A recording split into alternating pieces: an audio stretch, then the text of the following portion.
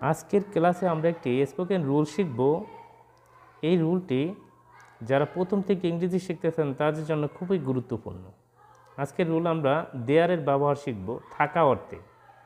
যদি বলি সেখানে একটি গাড়ি আছে, সেখানে একটি বাড়ি আছে, সেখানে একটি ভ্যান আছে, সেখানে একটি চেয়ার আছে, সেখানে একটি টেবিল আছে, সেখানে একটি বল আছে, এই জাতীয় সকল ইংরেজি কিন্তু আমরা এই রুলটি ব্যবহার করে করতে পারবো, অর্থাৎ থাকা অর্থে। সেখানে একটি গাড়ি আছে, দেয়ার ইজ আ কার। সেখানে 10টা গাড়ি আছে, দেয়ার আর 10 কার্স। সেখানে কোনো গাড়ি নেই, দেয়ার ইজ নো কার। সেখানে একটি গাড়ি ছিল, অতীতকাল বোঝাইছে, এই কারণে দেয়ার ওয়াজ এ কার। সেখানে 20টা গাড়ি ছিল, দেয়ার ওয়ার 20 কার্স।